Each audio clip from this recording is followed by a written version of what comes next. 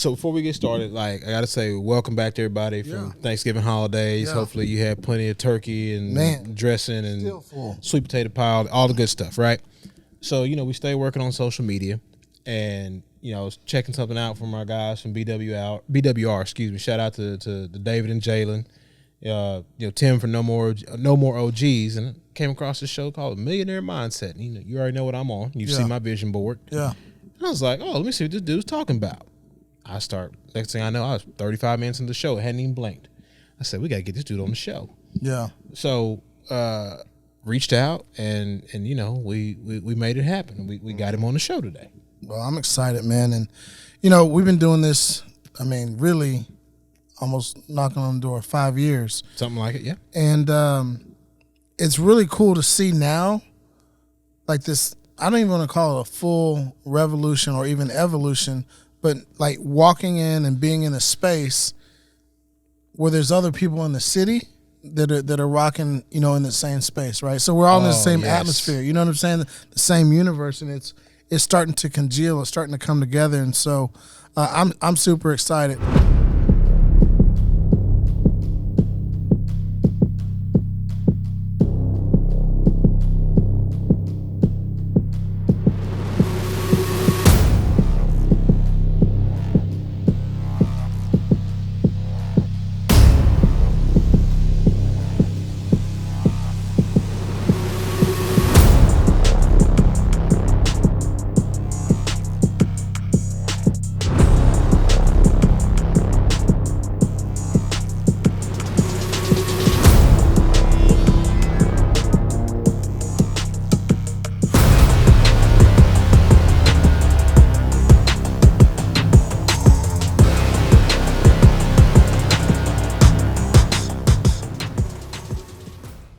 Hey Visionaries, Chris right here with Royal Realty Group, brokered by eXp Realty.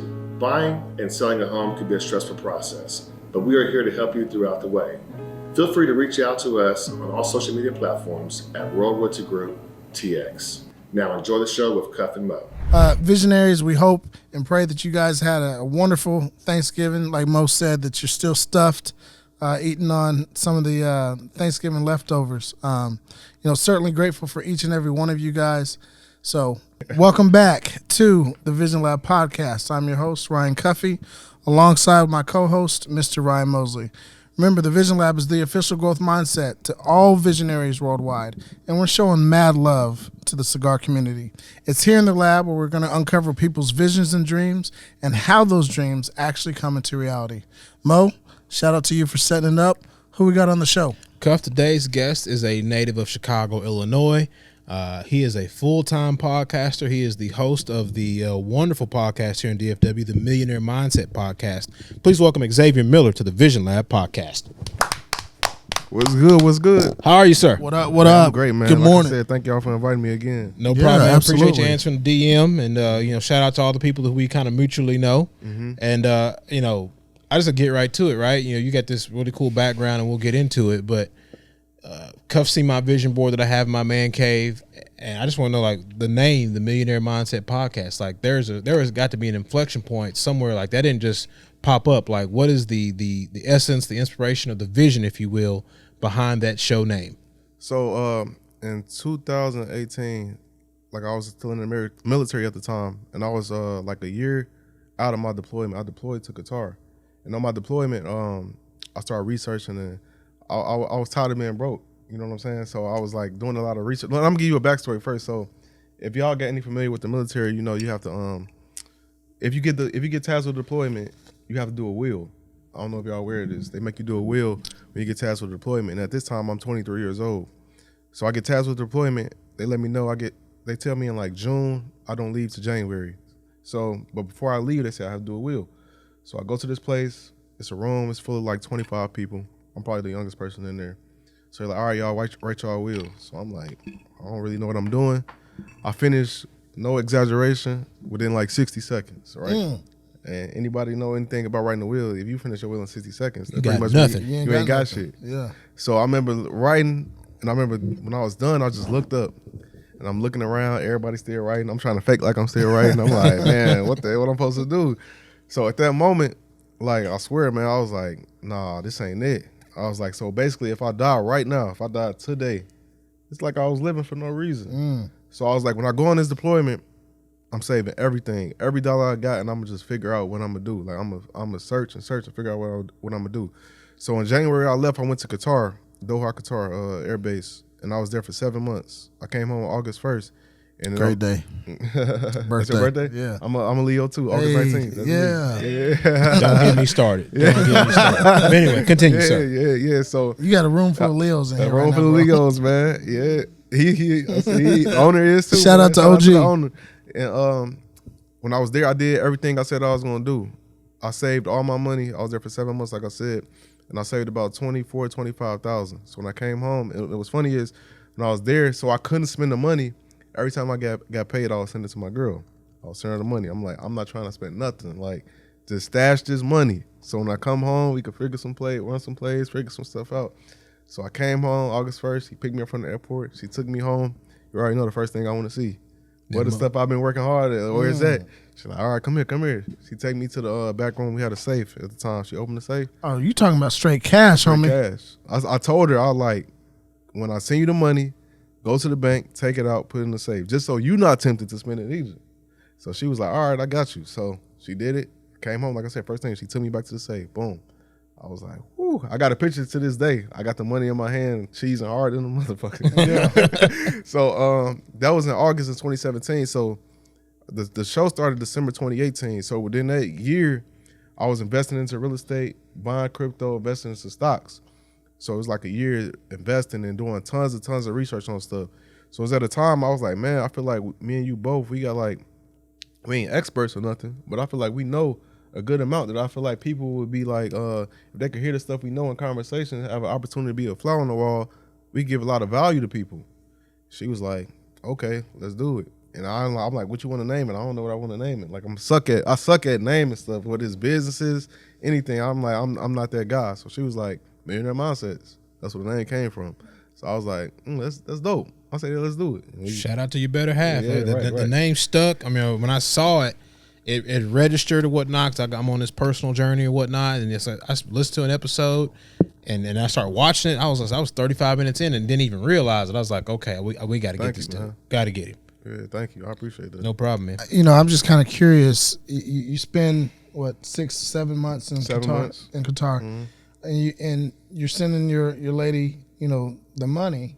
Why cash? Why keep it in cash? Like in my mind, some weird way in my mind, I guess I was like, if it's on my card, because sometimes when you spend when it's in your card, you don't really like you just swiping. It's not an attachment to it. Yeah, it's no attachment to it at all. So I knew if I seen it and it was there, I'm gonna be more. Me personally, I'm more prone to say I'm not spending that because I don't want to see this dwindle.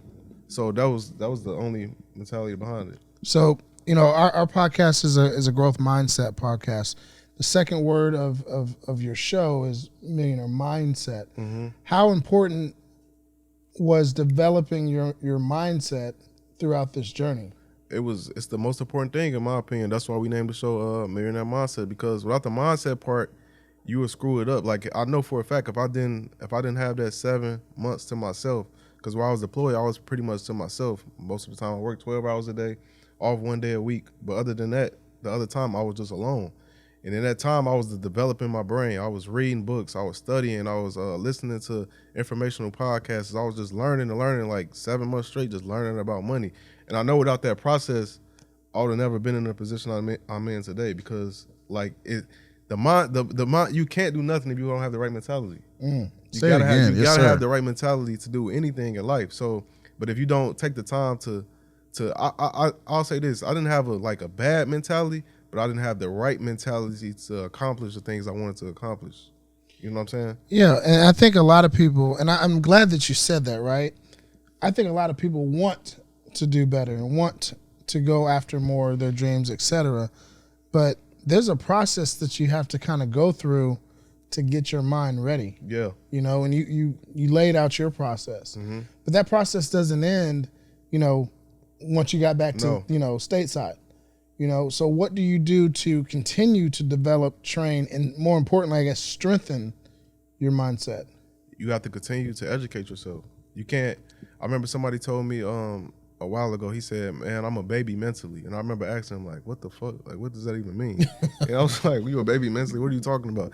He was like, "Meaning that I have the mentality that I always have to continue learning, no matter how much I know or how much I think I know. I gotta have in my brain that I really don't know shit. So I have to continue to research, to continue to learn." And that really stuck with me. So that's good. The man who knows everything knows he knows nothing at all. Knows he knows nothing at all. So that stuck with me, and I always kept that mentality. Like, man, like people always, I have conversations. They be like, "Man, you know everything." I be like, "Man, I really feel like I don't know nothing," because I'm on this journey to continue learning, and it's a never ending journey. This is gonna be till the day I die. I'm always feel like, man, I got a lot more to learn, because as the world continues to evolve, especially in this social media age, shit that was like in yesterday is gone tomorrow. You know what I'm saying? Shit is constantly changing. So I feel like it's more important than ever now to have that mentality, because things will change on your ass in a heartbeat. So I'm curious, right? So you and your better half, y'all, okay, Millionaire Mindset, cool. We got the brand name. He and I know, and I'm sure you can agree, like once you figure out, okay, this is quote unquote the play, then the real part starts, the actual work. You know, I call it putting your hands in the dirt, right? Mm-hmm. What did that process look like? Because you got to be in your proverbial lab 7 months in Qatar, so you spent a lot of time alone. But then when it's time to like actually roll your sleeves up, like what did that process look like? Because you guys have built one heck of a show in a relatively quick time. Thank you. So the process really, it's funny. Like the process really, I didn't know anything about podcasting, bro. I didn't do no research into how to start a podcast. I probably listened to one like short podcast on how to start a podcast. I didn't know nothing, bro. It was so, if you listen to our beginning episodes, they was janky, bro. It started on the iPhone. I just had my iPhone. I was like, this how janky it was, man. What I would do was like, if I had a guest, I would call them on the phone, use my girl phone to record the conversation. Oh, wow. Yeah. Hey, we've been there. We used a red Solo cup one time, man. He's like, you did use a red Solo cup. we went some. This is when we first got started. I can't remember where we were that day, but we had technical issues, and we borrowed a red Solo cup and turned it upside down, and put the phone on top of the cup and recorded it. And I don't know if that one ever saw the light of day, but we've been there before though, so we understand exactly what you're talking about. Yeah, so that was the start, man. Man, you got me thinking over here. Which one? Because I know what you're talking about. That wasn't Amy. No, because we had a couple little small issues with it was hers. Somebody else who recorded that same location. It'll come to me here in a moment. Don't slow the show down, because now you're gonna make me really think about it. Y'all gonna be thinking about this all night. Nah, man, but it's a testament to, like, you know, because you started the same time we started. You know what I mean? Pretty much. It's a testament to figuring it out. And Mo loves to say it, and I'm gonna steal it because I think it makes a lot of sense, and it's making more and more sense to me as well. But you build the parachute on the way down. Man. You know what I'm saying? Yeah. And that's what you did. And I think a lot of people, if you rock with the TheVisionLab, you know what I mean? Like, they've heard us say it time and time again. Like, it's great to have these thoughts. It's great to have the vision, right? But none of that means shit until you start to put it into action. Put your hands in the dirt. What do I say all the time? Forward. Theory and application. Yeah, 100%. Until you start to fail forward. You know, I think a lot of times, like, I'm older than you, a little bit older than Mo, right? I think my generation and before had this mentality of, you know, play it safe, right? Yeah. And not wanting to, like, this whole entrepreneurship and being out there on your own and figuring out wasn't cool. You know what I mean? It was go to school, get an education, get a job, save your money, work there 30 years, you know what I'm saying? Retire. That's what your life was supposed to be about. But you start to see this shift even through things like as recent, like 2014, 2013-ish, like gig economies, right? Like people like, man, listen, I'm not finna work here the whole time. You know, I'm gonna get a side hustle. And then this side hustle thing became, you know, widely known. Real and big. A lot of this is known because of, you know, social media and the influence that it has. And it's a lot of truth to it, right? But I mean, this stuff is not anything that's not new. Like Robert Kiyosaki, Rich Dad, Poor Dad, like that's been out for forever. You know, what, 3-4 decades? Oh, 3 decades. You know what I'm saying? But the younger generation, right? They're like, I'm not finna work for somebody for forever. Like I've got, and that's why I do applaud you guys for, is that you do have, like, you may go work for somebody for a short period of time to fund and fuel your dream. I don't think that message was as received from my generation. You know what I'm saying? So when you have your vision, right? You know what you want to do, or you want to try to at least figure it out. What I think a lot of you guys are doing is you're stepping out on faith, and you're going through those difficult trials and tribulations, and you're recording on your phone while calling the guest on a cell phone and putting them on speakerphone. Like we relate to that, bro. So yeah, we're talking about podcasting, but it's the dichotomy of life. You know what I'm saying? If you really break it down, like, so I commend you on working through it. Thank you, bro. So you start off, like you said, first couple episodes, obviously, and we know, your 10th episode is going to be better than your 5th. Your 50th will be better than your 10th, so on and so forth, right? But what was your initial vision when you started versus where you are present day? Yo, that's a great question, because I don't even think I had a vision starting, bro, to be honest with you. Did y'all write anything down, or was it just like, okay, we got the name, let's go? Well, let me ask this before you answer that. Like, why did you start? Why did you want to, like, was there an idea that I want to teach people how to make money, or? It's really because of, like, where I'm from in Chicago, it's really not, to make it, you feel like you either got to play sports, become an athlete, rap, push that weight. You know what I'm saying? Rap or sell dope. It's really no financial educational communities where I'm from. You don't really see it. You never hear of it. So at the time when I was learning, like I said, when I was learning all this information, having some experience, I was like, man, it was really for the people back home, to be honest. So they could hear it and they could know, like, oh, it's something out here better. It's some more information out here. So it was no, like, long-term vision on, like, where could we take this? It's really like, man, I know people back home, they need to hear this information. I know this could help some people to just listen, because I'm not there no more, so I can't physically be there to help them. And I'm not finna sit on the phone with each and everybody. So it's like I gotta have a platform where they could tap into and just listen to us directly, where they don't have to talk to us in person all the time. So that was the only reason we started it. Yeah. Now hold on. Now let me get back to the question. The vision, right? So like I said, didn't write anything down. As you started, and you start getting traction. Then what happens, right? Like, when do you realize, like, oh, okay, we've struck a chord, we're kind of on to something? And obviously, your better half is right there next to you. Like, when does it click? Like, oh, wait a minute, we got something here. Probably like 3-4 months in. 3-4, yeah, because the show blew up from Twitter. So I was on Twitter. This was like I said, did you have a following before? No, I started the podcast at the end of 2018. I probably had like 2,000 followers on Instagram. So my original Instagram got banned. It got deleted because I had so many fake accounts. Wow. Yeah, so I probably had like 2,000 followers on Instagram at the time. I probably had like 4,000 or 5,000 followers on Twitter. So it was like no like huge following or nothing like that. I was just on Twitter like talking shit, like giving out some game here and there. But as I kept, like, what I did when we started is I was releasing 2 episodes a week. And I had a very active, engaged Twitter following. So when I started releasing episodes with some of the people that they actually liked and they admired, it just started growing really fast. And then within like I said, within like 3 to 4 months, I seen a boost because I seen people talking about it on Twitter all the time. So I was like, wait, we got something. And that was the first time I was like, wait, we really got something here long term. And we just built on that. When you realized that you got something, was there any, and I hate to use this word, but I'm going to use it just for simplicity.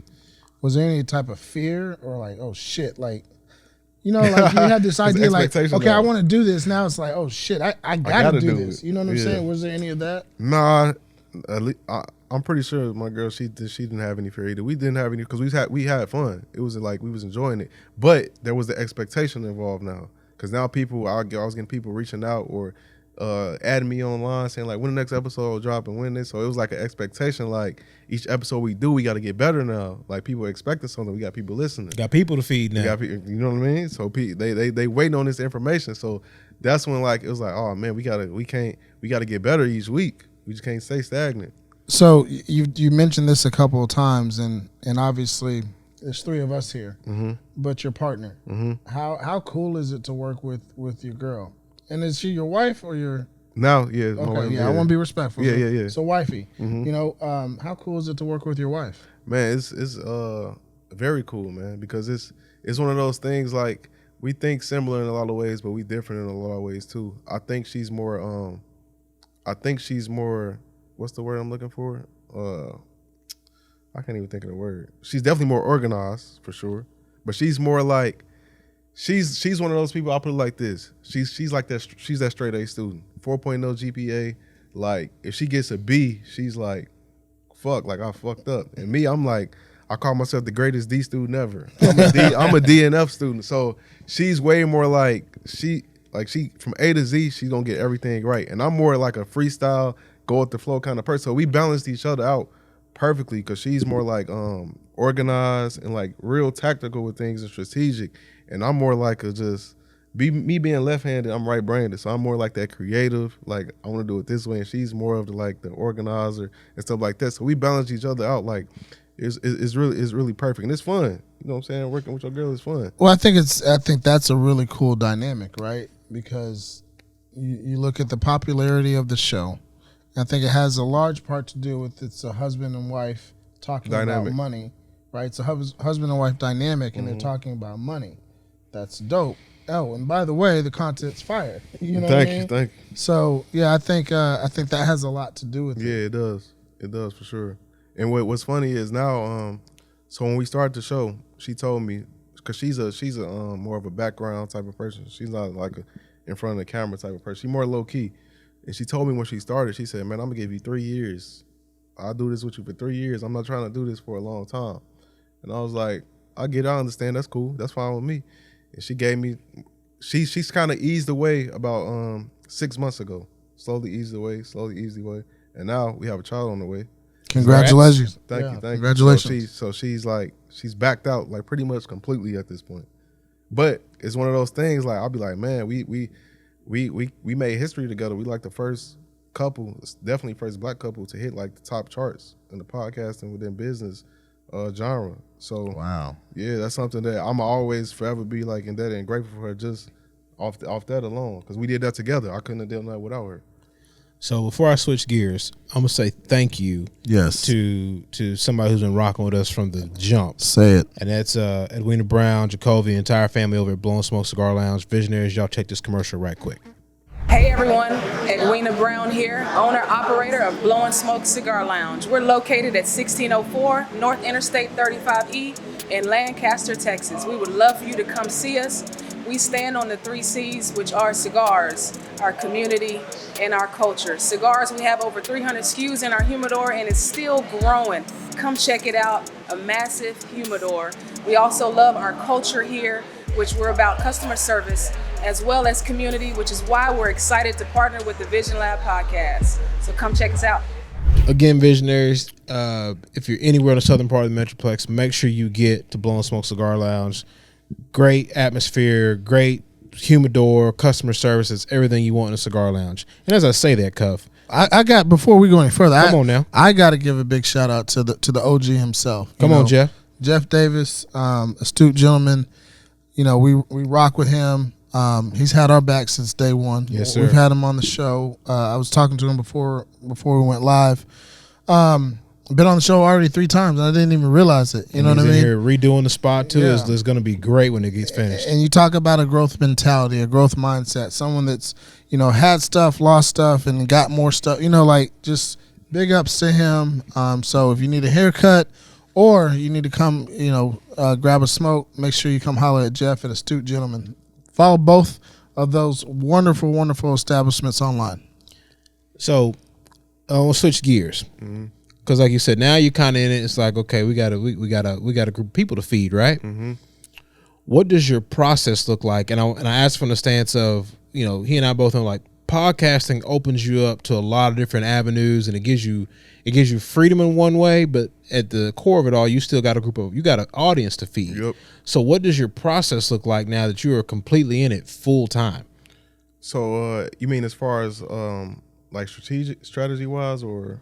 More on the lines like, how do you structure your day? Because like literally, like you're responsible for you, right? Like, this is a full time thing now. Mm-hmm. So how do you structure your day? You got a kid on the way, like there's still real life going on. Like bills have to be paid and things like that. So how do you structure a work day? So what I do, I work out. And I like to start my day off in the gym. So I go work out, and then after that, it gets kind of crazy. Where it's just me being in emails, me finding new guests, me recording, me getting new ads, ad revenue, stream revenue, all that stuff.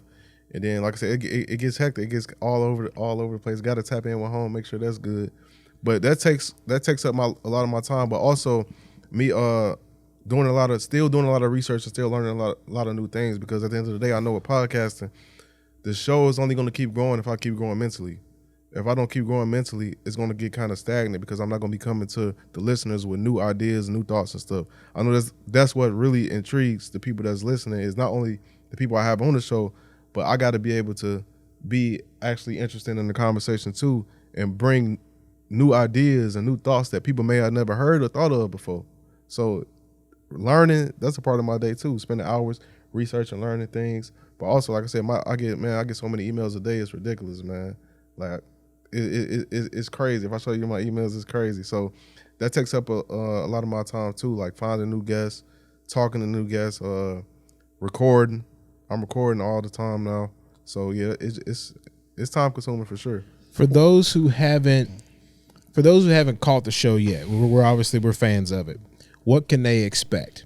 So what they can expect is just authentic people on the show sharing their experiences and their thoughts on business, but more importantly, just the mentality they have to accomplish the things that they accomplish. Like we all love hearing and talking about the money, how much money somebody made, how many accomplishments they done. But I think at the end of the day, the most intriguing part, at least for me, is what was this person's thought pattern? Why did they think this way? How did they continue to think this way? Because sometimes as we hit hurdles and stuff like that, you could get sidetracked or you could hit a slump and things can happen. So I like to figure out the mentality behind it, because I think that's most important. I think if you adopt the mentality that somebody had, let's say somebody got $100 million, you might not be able to get there tomorrow, obviously, but you understand the mentality they had way before they had $100 million, but when they had $1,000, that's like one step for you that you can necessarily take to start on that journey if that's what you want to do. But also, we like to keep it. A thing I learned is, at the end of the day, as much as I'm talking about information, something that I realized kind of early on is at the end of the day, people want to be entertained. So not only do I have to give the value what is informational, I have to entertain the people a little bit too. So sometimes I might dabble in, I don't want to say the bullshit, but something I know somebody want to know, like let's talk about relationships or what's their thought on something that's going on in current pop culture. You know what I'm saying? Just because I know at the end of the day, I got my listeners, but I want to reach more people. And I know the average person, just keeping it real, is into the bullshit for real. You know what I'm saying? So sometimes you got to feed the bullshit a little bit to bring them in, to really give them the substance. Yeah, it's the gossip column. Right. You know, what are the Kardashians doing? What did Kanye do? What's the Pete Davidson? Who's he dating now? You know what I'm saying? It's the Inquirer or the gossip column. Unfortunately, people don't know that. The soap operas of life. Yeah. Yeah. But I think that just goes into the mentality of, hey, people want to be something greater than what they are, right? And so I'm really big into mindset as well. We're constantly evolving, constantly changing. We're constantly interacting with energy, right? A lot of times we don't know how to handle what's what's coming in our direction. Like, are we embracing it? Are we pushing it away? Are we creating more and more negative energy? But you got this beautiful thing, and it's in motion, right? And I can feel the responsibility that you take and the ownership that you take for your audience, because we know what it takes to put on a show. Right. You know what I'm saying? Exactly. And you're talking about, hey, I'm recording, I'm checking emails, and I'm looking for guests and everything like that. But I'm real curious. Like, when do you have time to, especially with a kid on the way and a wife, right? When I guess maybe, is it your gym time? Is that your you time? The gym, yeah, it is my you time. Yeah. It's like therapy. Like, you hear people say that all the time, and it's kind of cliches, but it really is. The time you got your music on, or you listen to a podcast, you working out. If I'm shooting the hoops or whatever, if I'm sitting in the sauna, and I'm in the gym for at least anywhere from 60 to 90 minutes. So that's like good enough time for me. And even then when I'm working, that's kind of my me time too, because it doesn't really feel like work. Because I look at it like find something that you love and you'll never work again. Yeah. And I really enjoy doing it. And when I'm doing it, I'm just thinking of where I want to go, where I want to take it, what can I do next, and it just makes me like hype Like, it makes me excited. So it don't really feel like I'm working. So I'm glad you said that, right? And I've got another question that's like back on target. Since we just came out of Thanksgiving, right? Real quickly, what are you most grateful for in 2022?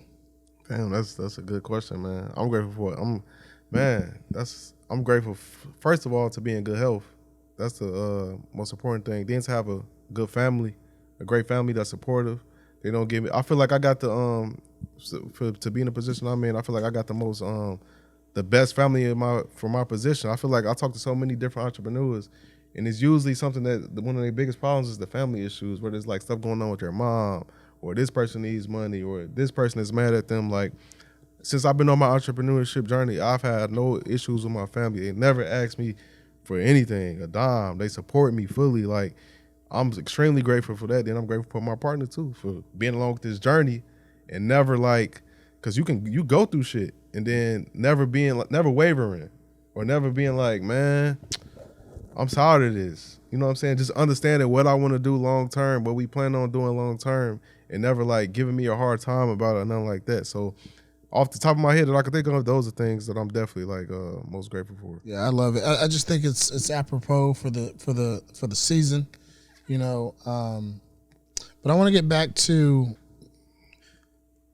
architecting a podcast, right? And you're very fortunate that y'all blew up pretty quickly. You know what I mean?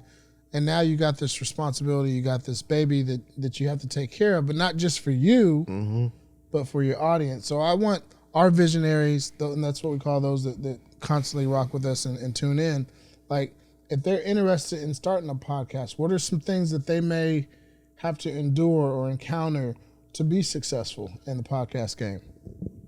I'll say the most, especially now today when everybody's starting a podcast, everybody wants to start a podcast. If you want to start a podcast, first you got to understand that it's not going to be easy. You might see clips of people online, and they got tons of engagement. You might be thinking, oh, I can do that. It might happen for me overnight. Odds are it's not, unless you already have a huge following. You know, some people already got millions of followers, hundreds of thousands of followers. If they start a podcast today, it might blow up by next Tuesday or something. You know what I'm saying? But if you're somebody that don't have a huge following and you start today, first you got to understand it's going to be a journey. And then once you understand that, you got to really commit to that, because it's going to take a lot of work to get there. And you got to put some things in place. And depending on, you got to find your genre too. Like, you know what I'm saying? Like, if you're going to do sports, for example, you need to make sure you know the most information about sports while also putting your personality in there too. So people could, because I feel like people buy into the personality more than anything. More than the information. Would y'all agree to that as podcasters? Oh, absolutely. Yeah. It's people do business with people they like. 100%. Exactly. 100%. Like, you don't even have to be like the most skilled or most talented at whatever it is that you choose to do. But if people like you, you got a shot to get something done. You got a shot.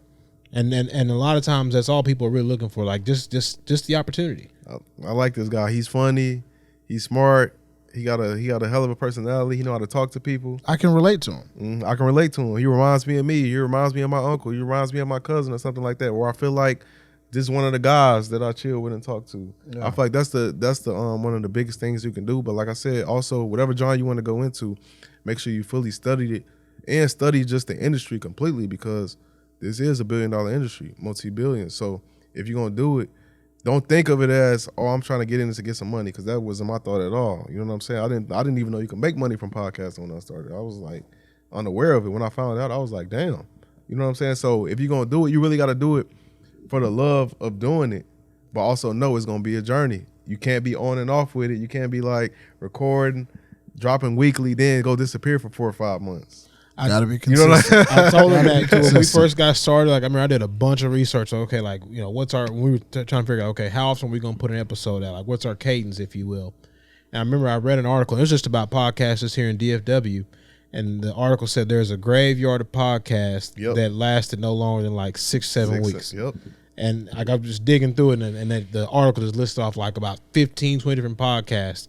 All they did was 6-7 weeks worth of episodes. And then you go and look at their IG profiles or their Apple Podcasts. 2016. Hadn't posted anything in 3-4 months, hadn't dropped an episode in 6 months. And it's just like, I mean, the article was spot on. And so that's one of the things that he and I committed to. Like, whenever we find our cadence, like we are going to be like All clockwork. We want people to be able to count on us. Yeah, because people are dependent on you. Once you get that audience and they rock with y'all, if y'all stop dropping today, by what's this, November? If y'all stop dropping right now, no more episodes by mid-December, early December, they're going to be like, man, where they at? What happened to them? Y'all going to start getting messages. Y'all good? What's going on? You know what I'm saying? So people, they expect it when they tapped into you. So you have to commit to it. Like, I tell people this all the time when people talk to me about starting a podcast. I'm like, you got to commit to it. Like, don't just do it because it look good, it sound good. You have to really commit to that shit. And sometimes how many times, let me ask y'all this, how many times have y'all had to record where y'all didn't feel like it? Oh, yeah. Often, all right? The time. Yeah. I shouldn't say all the time. I don't know if I've ever been like where I don't feel like it, because we both got like hectic schedules or whatnot. But like I always try to make sure that we're never up against the wall, right, in regards to getting something out. So that way when you, the listener, hear it, it doesn't feel forced or rushed. Like I always try to make sure we're in the schedule that we like to be on. I don't ever want us to be like, okay, look, we gotta get this recorded in the next 36 hours. We're not gonna have an episode. Like I do my best to make sure we're not in that position. So I'll answer from this perspective. I'm gonna give you it's a 2-part answer. When you're first starting out, just like in any business, like you gotta hustle. If you need to do interviews Monday, Tuesday, Wednesday, Thursday, Friday, fuck it, that's what you're doing. Yep. You know what I'm saying? I feel like we've earned the right to say, this is when we're going to do it. So I don't know how long ago it was. Was it 2 years ago? Maybe a year? I don't know. I said, look, we're going to interview on Tuesdays. Yep. At 7:30. Like that's it. And this is no disrespect to anybody, right? But like, I don't care who you are, because that guest is not greater than my family, right? And we've got 2 young children. You know what I'm saying? Now, if we can plan it in advance and I can move things around on my schedule, Mo can move things around on his schedule, cool. I mean, I'm happy to do an interview with somebody Saturday morning.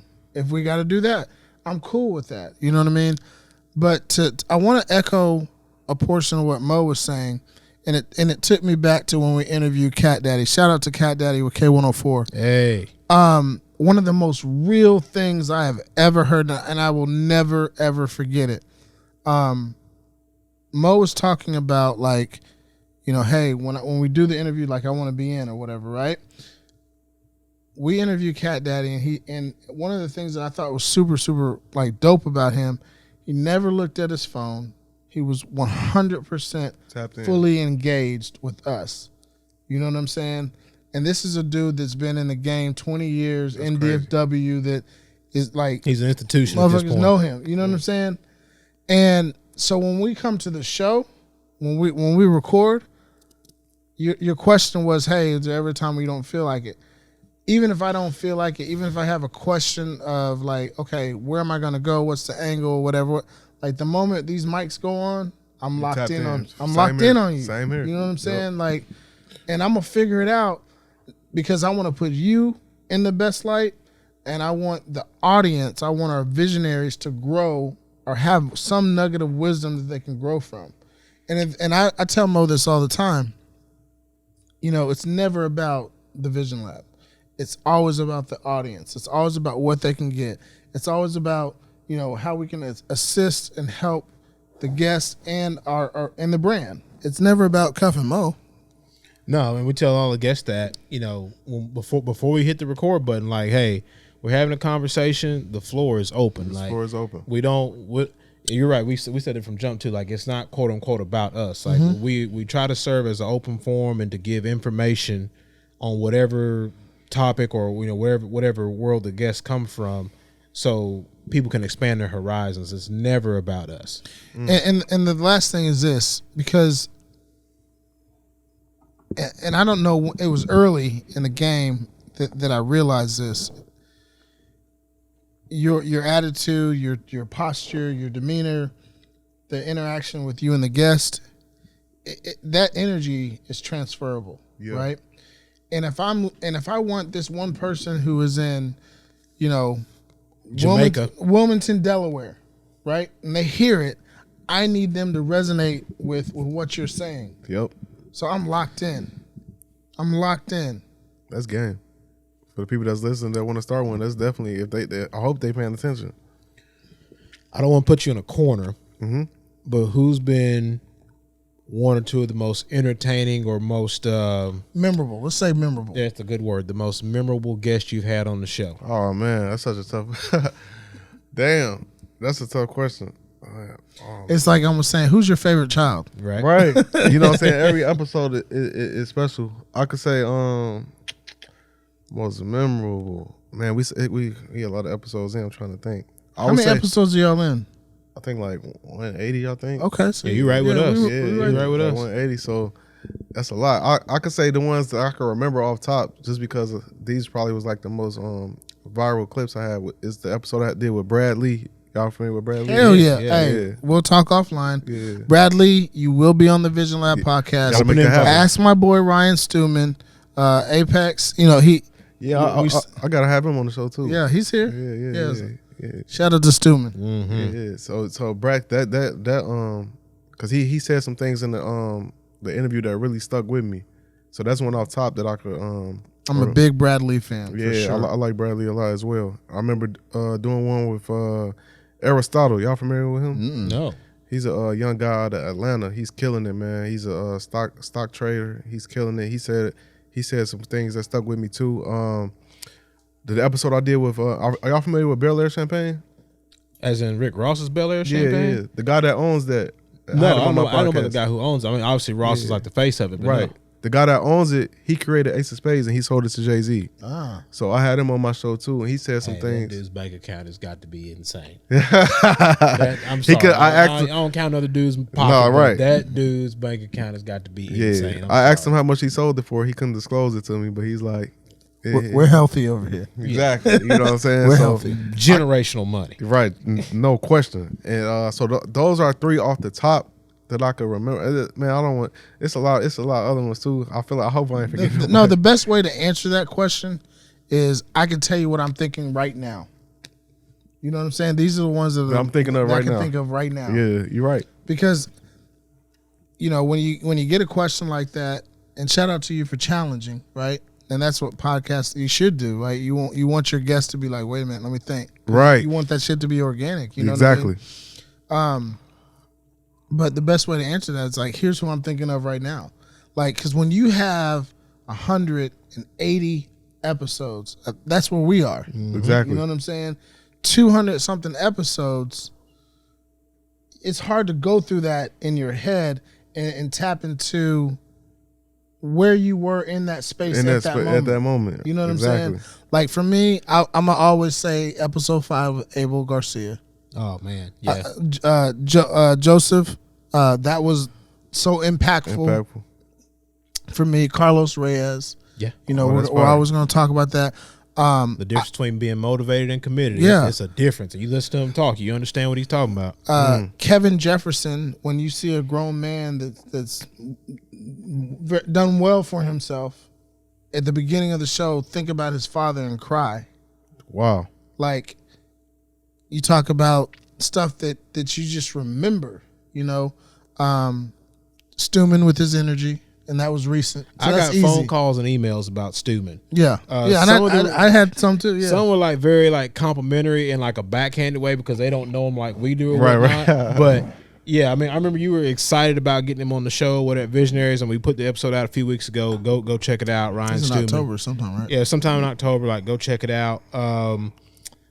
I mean, just recently we had Courtney Hemsley on the show, and it registered with me because I'm deep in this whole real estate thing, and I was glad that like other people kind of got to see like where she comes from a mind state standpoint. You talk about being up against the wall. You're a single mom, husband's gone, and it's like I don't have a choice but to figure this out. Right. Let me use what I have at my disposal and work from there. And she's built like a little miniature empire. So it was super cool to see. Yeah, it's podcasting is dope. It's not for everybody. It's not. It's definitely not. It is. It's a commitment. You know. I love what you're doing. I love where you're going. So, in the spirit of that, what's the long-term vision? Long-term vision is I want to have a network of different shows, and like I see some. We got things to talk about offline. Come on now. Yeah.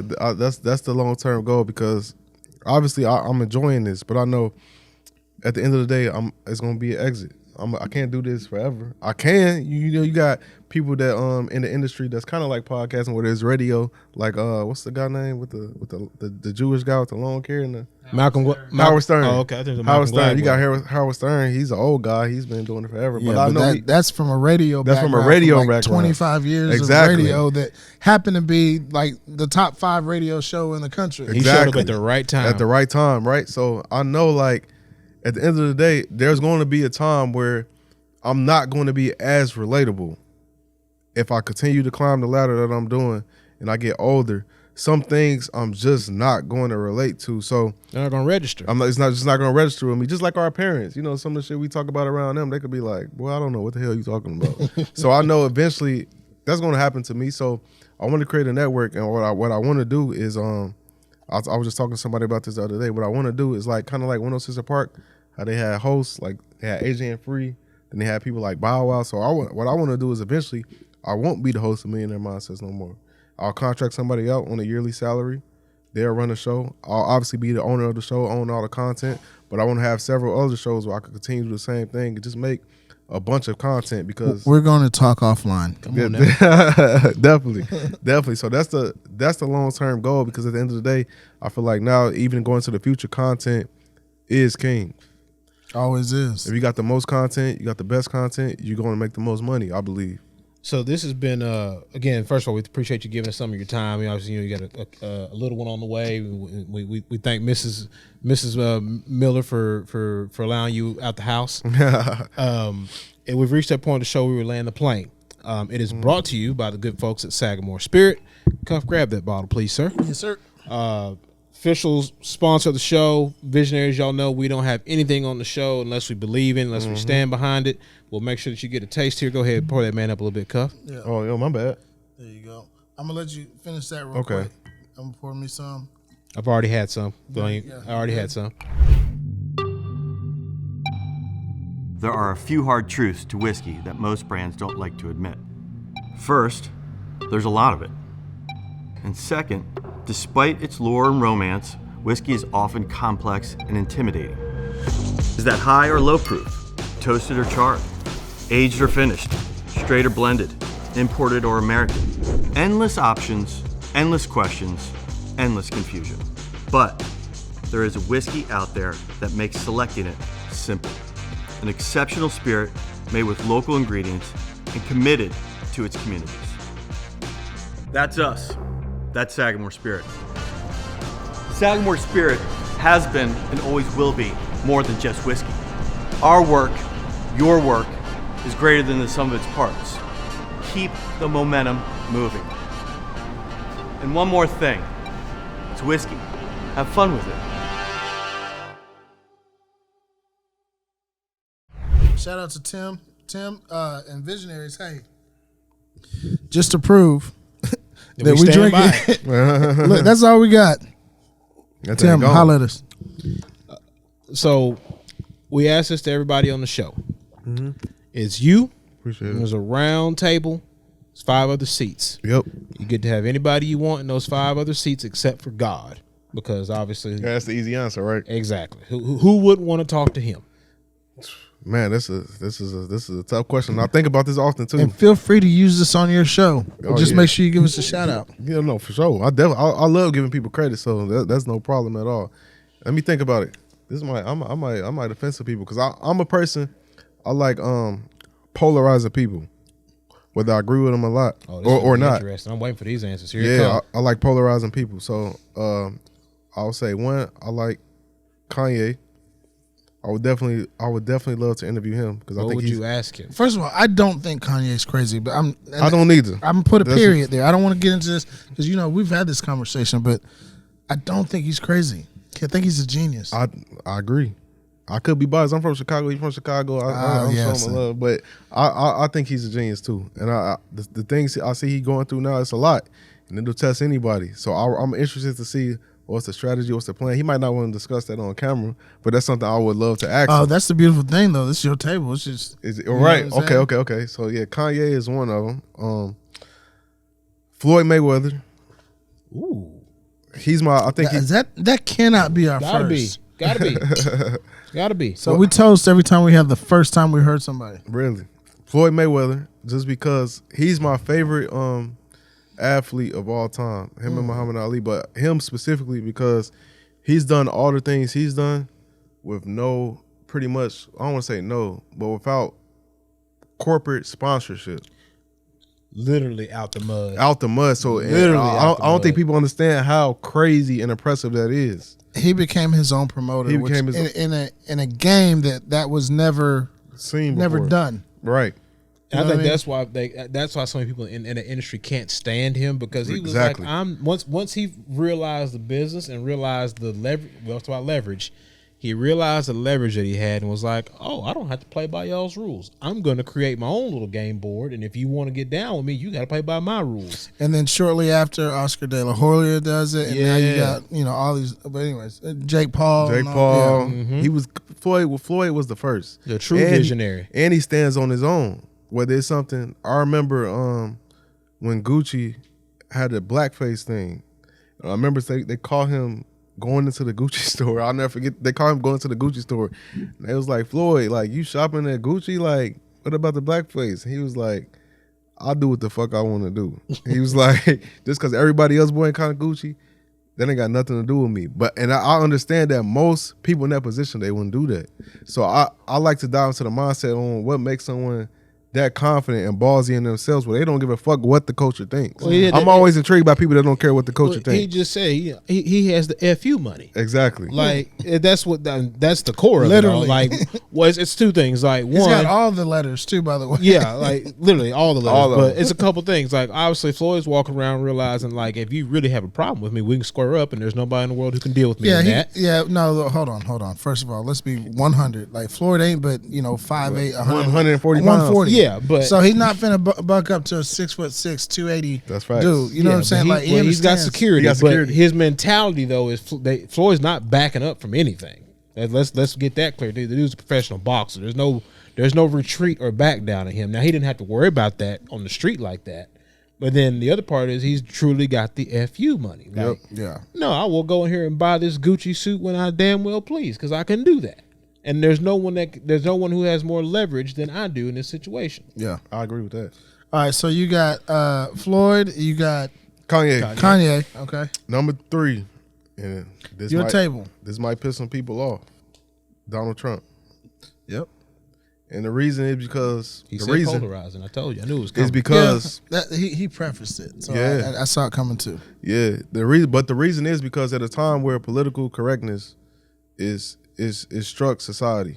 Don't nobody want to say something that's gonna get somebody. They scared. People get scared of getting canceled. They get scared of losing their job.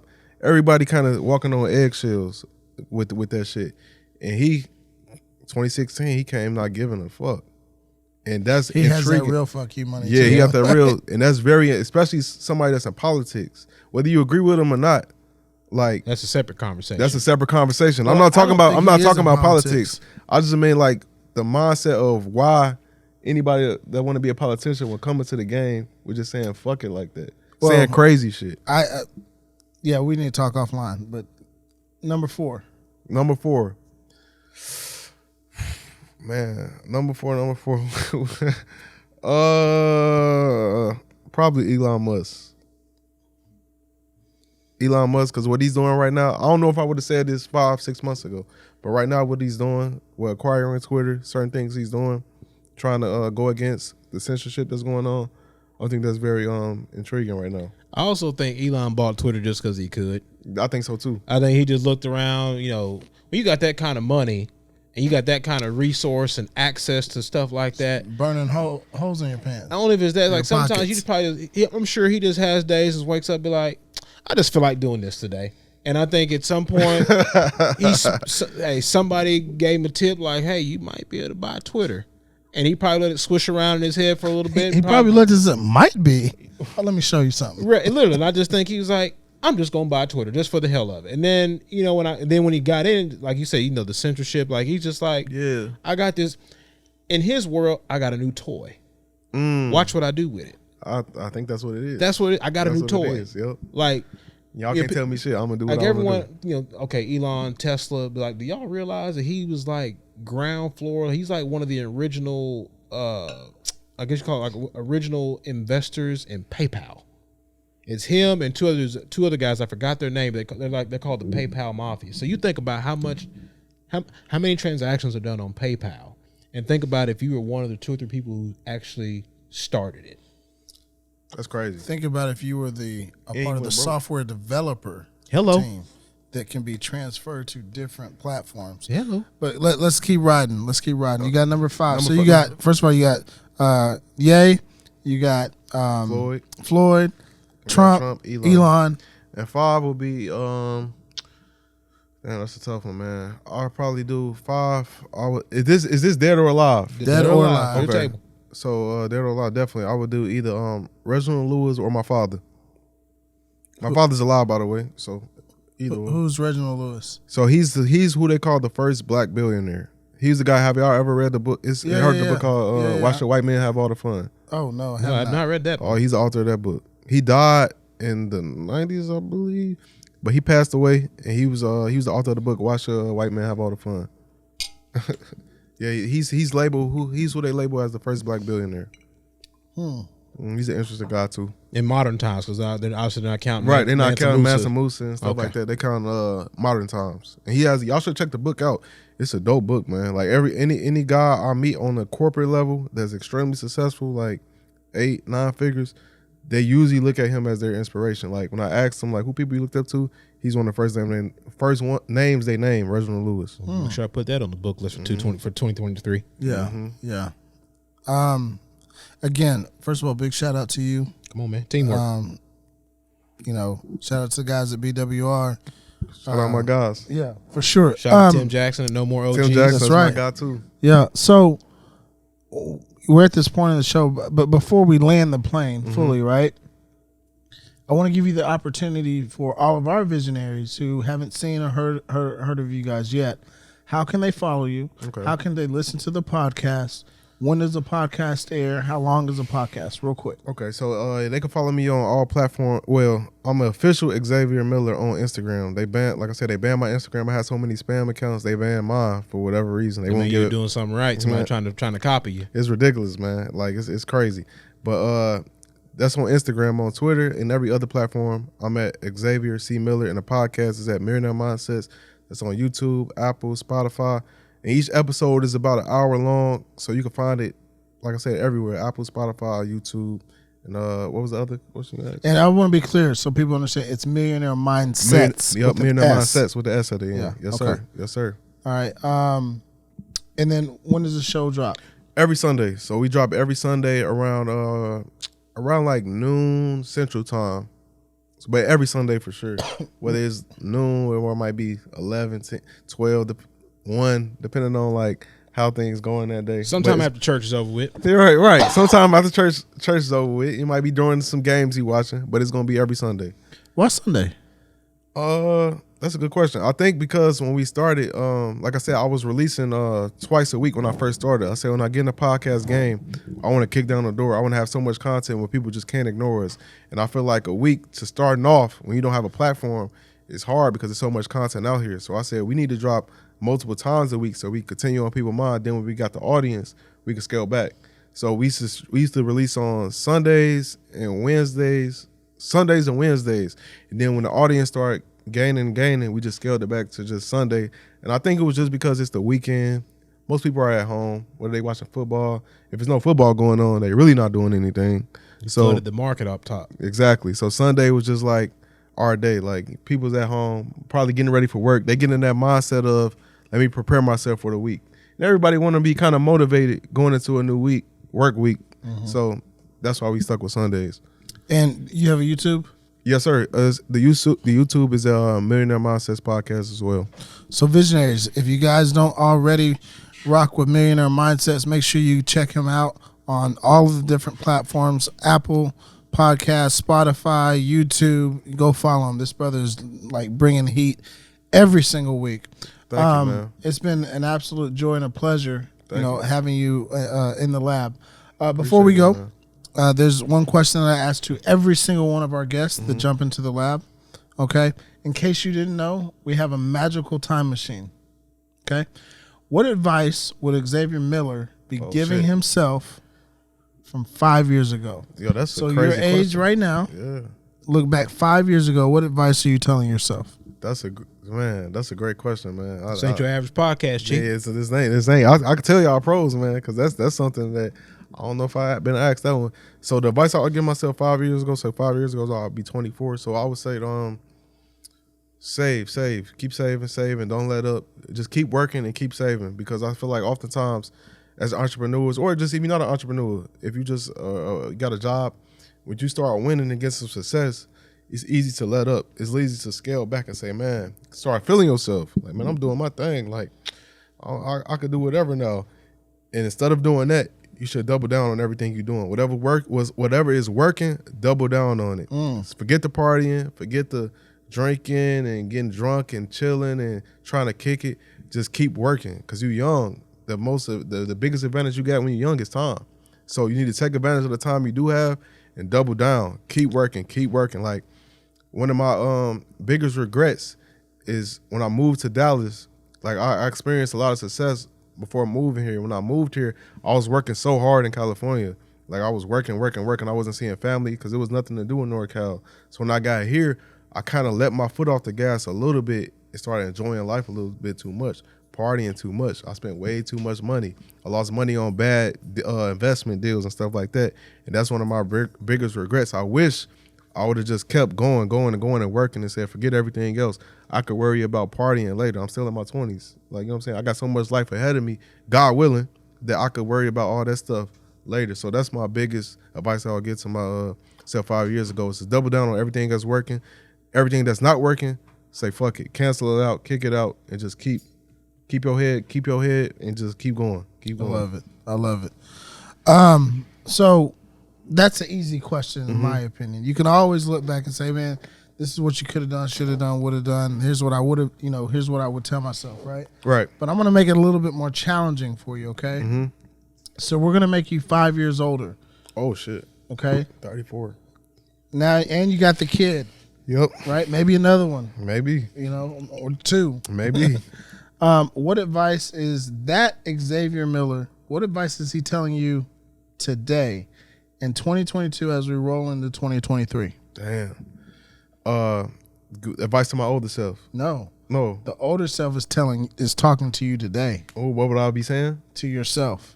Oh, man. Damn, that's a good future you is talking to you today. Your future you is talking to you present. I think it would be a very similar message to what I said. It's just, first, prioritize family, prioritize your relationship with God, and double down on what's working. Keep working, keep your head down, because it's nothing you missing out here outside in these streets. Whether you want to kick it, I try to get people to understand this all the time. It's nothing you missing. Like, but if you keep working, you'll get everything you looking for. So I would tell myself, I'm pretty sure I would tell myself, just keep working. Whatever working, double down on that. Go hard. Keep mashing. I remember I recorded an episode 2 days ago with y'all familiar with Kitchen and Cocktails? The restaurant? Yes. It's in downtown Dallas? I do. The owner of that, I just had him on the show, and he said he was like 70 hours a week. Like, I don't want to hear shit you talking about if you ain't working 70 hours a week. You got to put that work in. He was like, my fun may not be what everybody consider fun. I might not be at a club in Dallas spending $1,500, but you might catch me in Paris spending $15,000. And I was like, that's a bar. So that's you know what I'm saying? So that's something that is a bar. In so many ways. So many ways. So I would tell myself that you got so much life to live. 40 is young, 50 is young. Just keep working. And every result you want out of life will get it if you fully commit to it. Like, just fuck all the other shit. Just keep doing what you're doing. Listen, it's funny that we're talking about the age thing, right? So before we got started, before y'all had even showed up, I was chopping it up, and the basis of the conversation was, listen, like, we're constantly evolving, constantly learning, right? And until that last grain of sand goes through the dial, you're still learning. You're still learning. That's crazy. That's the craziest part, ain't it? Yeah. You always learn until you drop dead. And I feel like the moment you stop searching for information is the moment you may not be physically dead, but you mentally dead for real. Yeah. So, I know I said those are the last questions, but I love where we are right now. Mm-hmm. Real quickly, your mindset and where you are. I absolutely love it. Thank you, brother. So I want to give you, your flowers while we're here. Thank you. Thank you for being on the show. Thank you for teaching us. Thank you for educating our audience. Visionaries, tap in. You know what I mean? This brother's got some amazing content. Remember, each one of our guests are dropping nuggets of wisdom on the trail of life. Ultimately, my friends, it's up to you to pick them up. Facts. Ladies and gentlemen, my name is Ryan Mosley. He is Ryan Cuffey. Thank you to our guest, Xavier Miller, the host of the Millionaire Mindsets Podcast. And we'll see you guys next week on another great episode of the TheVisionLab Podcast. Blessings.